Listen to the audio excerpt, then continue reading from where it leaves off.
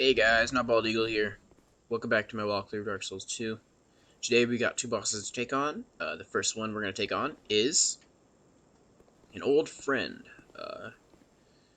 He's a relatively easy boss in this game, but there's a reason for that. So we're going to go ahead and cut on some magic on our weapon, and we're going to step on into the boss arena. Old DragonSlayer. If you've played Dark Souls 1, you recognize him. Jeez.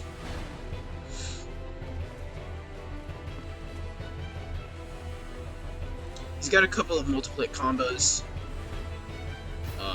The one you want to look out for. This is one you want to look out for. You notice he does dark damage. Yeah, I really won't discuss. I want to discuss the lore on this guy, but we'll save that for New Game Plus because I want to do boss strategies right now. So okay, I need to find a time to heal, so I need him to do a charge attack or something. That's perfect. Okay, so this guy has a bunch of single attacks and then some combos. Combos are the nasty ones. The single hits are easy to dodge. If you see him kind of rear back with his spear to do like a thrusting attack, you want to get out of the way because it's his grab attack and it's super high damage, relatively compared to his other attacks. That's not it though. If he does this, you're gonna want to roll away because it's like an AoE dark attack. That's the grab attack right there. That thing hurts. He also has hyper armor at the end of that attack, so you can do barely any damage to him, which is interesting. Yeah.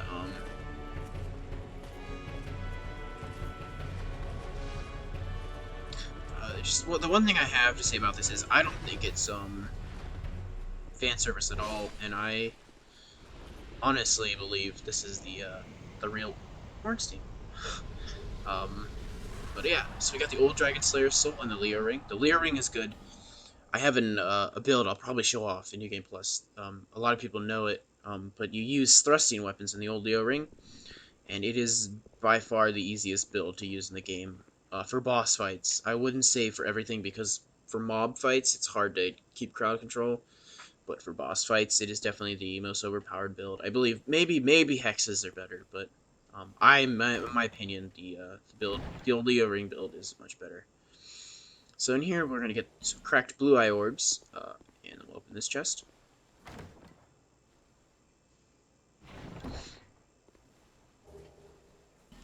This guy we won't be able to talk to until we have a certain item in our inventory.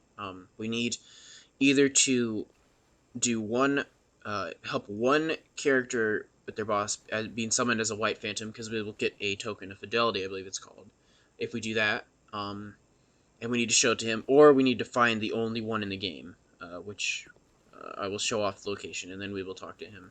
He's an important guy, though. He is the leader of the Covenant of Blue Sentinels, which are the ones that use the cracked blue eye orbs to invade the worlds of sinners. They're a really cool covenant. Unfortunately, it didn't work quite as well as the devs hoped it would, but you know, all in all, it's a pretty good covenant. So down here, we're gonna come down here and light the bonfire, so we don't have to make the run through all the enemies once we come back to unlock the covenant.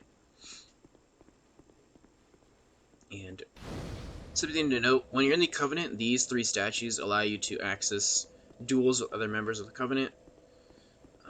And when you win a duel, I believe you get a cracked blue eye orb, and that's how you kind of just continuously invade the worlds of sinners. Alright, so we've beaten this boss. Let's head on to the main boss of the area. He was much easier, probably the easiest boss in the game. I believe the last giant gives me more trouble than the DragonRider does. Cool name, not a cool boss. I don't really have a problem with him though. He's definitely a starting tutorial boss. Kind of like the Taurus Demon and the and not the Capra Demon. What's the name of the? I believe the Taurus Demon is the one, the first main boss you fight. So I guess there's the Asylum Demon. Yes. So in my opinion, the last giant is the honestly, the last giant is the Taurus demon, and the DragonRider is the Asylum demon. Except for the roles are reversed. You kind of fight a harder boss first if you go towards Force of All Giants. It basically kind of scales like that. Like, I feel like the bosses scale pretty well in this game, most of the time. But yeah, so we've cleared out all this stuff. So all we've got to do is step on into the boss arena. And I guess I was wrong. Apparently, you'd have to fight the old DragonSlayer first if you want to summon him. Huh. Alright, well, either way, we don't need him. You shouldn't need him either. Honestly, he just makes the fight more difficult because the boss has more HP and does more damage. We're going to head on in and kick his butt.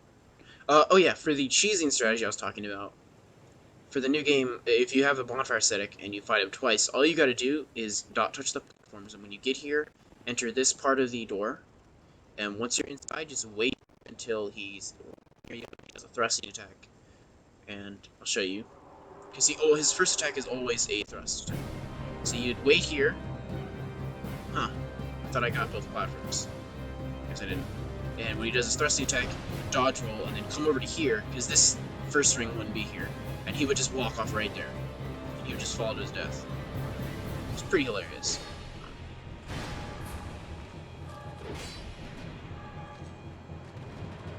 Yeah, you can actually parry this guy.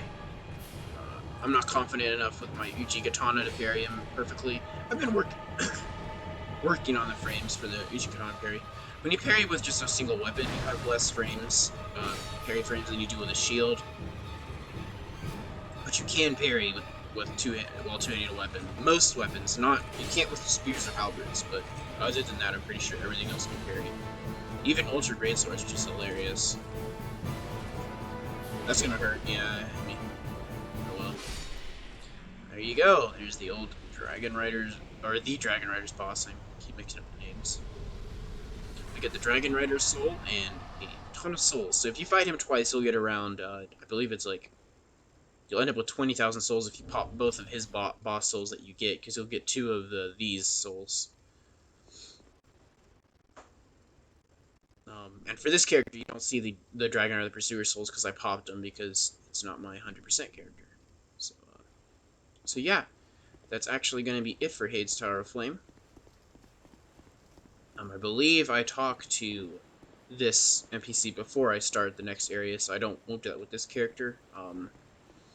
Once you beat the boss, just come up here and light this bonfire, and you are done with Hades Tower of Flame. There's literally nothing else to do here besides join the Covenant. So that's going to be it for this episode. Thanks everybody for watching.